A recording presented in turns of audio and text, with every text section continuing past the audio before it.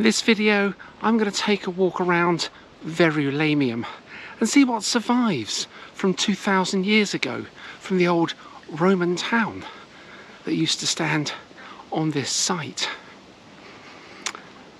All that remains here are these beautiful walls. Not much has survived in the terms of walls in St Albans. History hasn't been kind, unlike some Roman towns like Colchester, whose walls are largely intact. And if it wasn't for the Civil War back in 1648, then Colchester's walls would be more intact than they are today. They were pulled down after the English Civil War in 1648. But the walls here, it's nice to see them, what has survived. And the old entrance gate into Verulamium, the London gate, which is just here. There's an information board up which gives an artist's impression of what the gatehouse might have been like in Roman times. And it really is absolutely impressive. Such a shame that these gatehouses haven't survived. There are a few Roman archways which have survived, and I've come across a few of those on my travels, especially in Italy, when I visited Rimini many years ago. But this is all that remains of the London Gate. And I'm standing now in the main walkway where all the Roman soldiers and the citizens of Verulamium would have walked in and out of the city. I wonder how many people have walked through here over the years. But I think we're lucky in this country to have what few Roman remains that have survived. I did visit Lugo last year, a beautiful town in Spain, and the Roman walls there are completely intact. It's as though they were built yesterday. It was incredible to see those Roman walls. It was the reason I visited Lugo, to get a glimpse of what a Roman town might have been like. And the Roman walls, absolutely incredible. But all we have in this country are a few ruined sections of wall. But walking through Verulamium Park here really is absolutely beautiful. You can see the cathedral behind me, looking very splendid. And just on the other side of the lake is the Fighting Cocks, the old pub, Britain's oldest, where I ended the last video. Back in AD 61, Queen Boudica visited St Albans and destroyed it. She brought with her an army, the Iceni tribe, and other tribes from East Anglia, and combined with the forces of the Trinovantes, totally destroyed Verulamium. She'd already destroyed Camulodunum and Londinium, and her attention headed westwards, and Verulamium was her next target. The Romans rebuilt Verulamium, also Camulodunum and Londinium as well, built it in stone, made it last. And then when the Romans left in 400 AD, the Celtic tribes of Britain just let the Roman settlements fall into ruin. And they've been decaying ever since. And just here is a really fine section of Roman wall. Most impressive section which actually survives here in St Albans.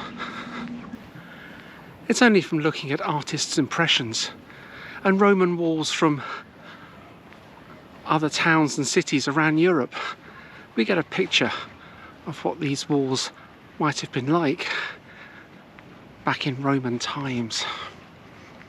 It's a fine section of remaining wall by the Tower of London. And this one is equally as impressive. But what is impressive is the lake that's ahead of me. It is absolutely beautiful here. And of all the parks that I've walked around in Britain, this one has to be in my top 3. It is absolutely beautiful. The lake was created back in 1929 and gave much needed work to the city's unemployed.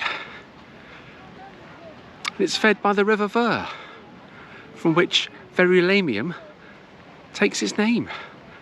Translates as marshland on the Ver. And if you've watched the film Wonka, which I think is released in 2023, this park features in the film.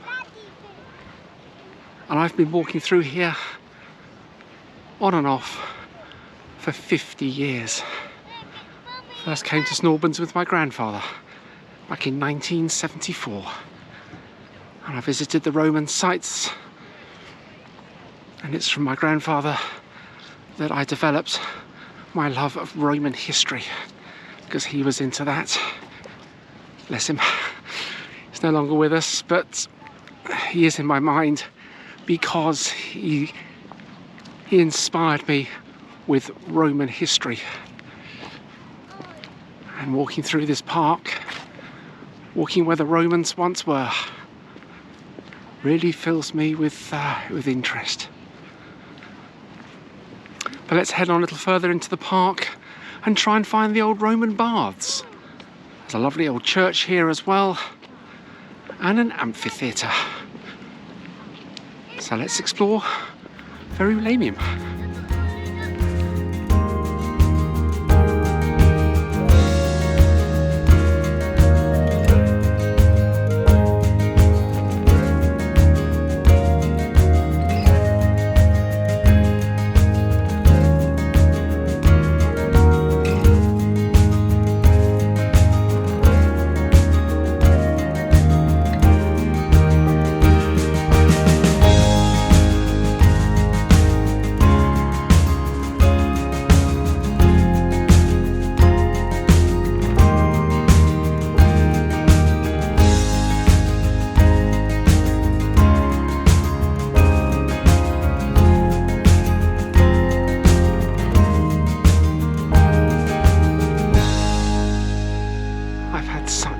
Enjoyable walk through the park, along the lake, and on such a beautiful day. I think the temperature is probably right. Forecasters are right, about 28 degrees, and there are so many people out enjoying the sunshine. But I'll come up to the Roman mosaic. And this one is a particularly fine example. Just go in the door here.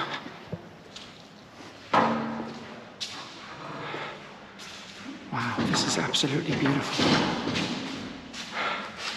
There we go, the Roman mosaic.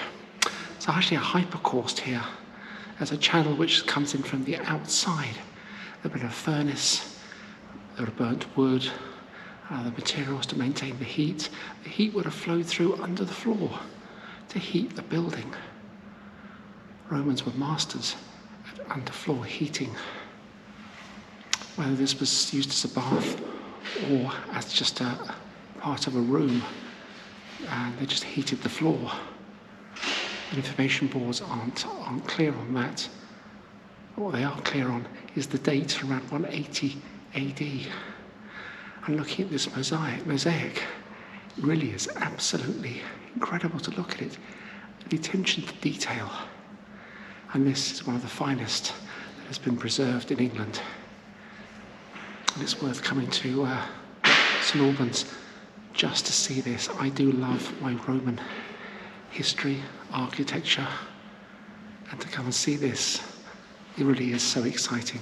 I've seen this so many times. It's almost like a pilgrimage. Every time I come to St Albans, I come here to see this mosaic. Absolutely beautiful. And of course, hypocaust comes from the Greek. Hyper means below, and caust means to heat. So below heat, hypocaust.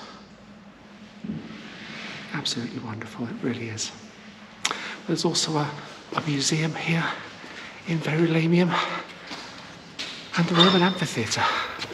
So let's wander down and find those.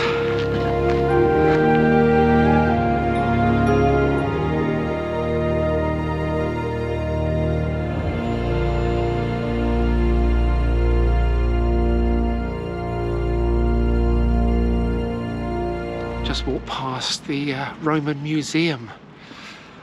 I've actually visited there on quite a few occasions. It's really excellent. There's not much in there that isn't replicated really in other Roman museums, so I'm not going to go in there on this occasion. So I want to focus more on the amphitheatre and St Michael's Church, which I've just walked into the grounds of. This is really rather beautiful. Dates from the late 10th and early 11th century, and was founded by Abbot Ulcinus. I've just been in and had a little look around. Really beautiful inside, but my reason for visiting was to see the monument to Francis Bacon, who died in 1626. Absolutely beautiful to see it. It really is. St Albans is a town that's full of surprises, history on every corner. I just love visiting St Albans. But now let's head across the road to the Roman Amphitheatre.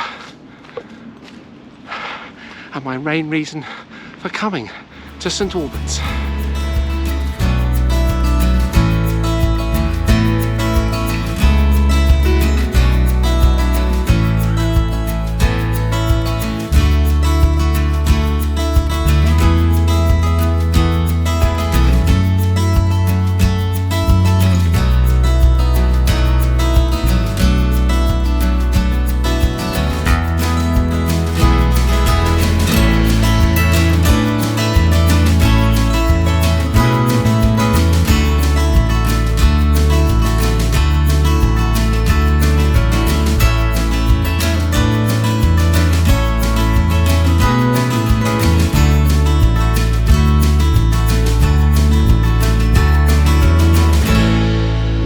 Nice to walk around a Roman amphitheatre, and I've walked around quite a few over the years on my travels. Visited a beautiful one in Arles in the south of France a couple of years ago. I'll leave a link to that video in the description. But it's nice that they're using this for theatre again. The amphitheatre was built around AD 140. It was used for religious processions, for dancing, classical plays of the time, Roman and Greek, armed combat and other forms of entertainment. And it's quite possible that entertainment would have been executions, would have been gladiatorial combats, and combats involving wild animals as well. Pretty much anything went in a Roman amphitheatre. The Romans liked their entertainment, and the greater the entertainment, the greater the spectacle. And the Romans liked spectacle.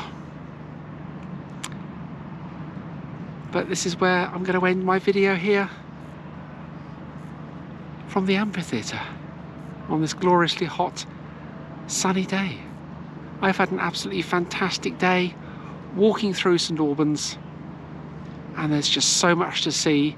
I didn't even scratch the surface of what I could have seen here today. As I look back at the 3 videos, all very different and all with their own individual history. From the town, the Roman and the religious. Absolutely beautiful. St Albans is a town that ticks all the boxes, especially on a hot, sunny day. But I visited other Roman towns in England. There's a whole series from Colchester, including a walk around the old Roman walls, and of course my visits to Lugo, Nîmes in south of France, Arles. Yeah, so many Roman artifacts that I've come across in museums. and Roman ruins like this fantastic amphitheatre. But this is where I end the video. Thank you so much for watching. Don't forget to hit that subscribe button and follow my journey, because there's plenty more to come, and there are plenty more videos on my channel for you to watch and enjoy, and many of them feature Roman locations. So we'll see you soon.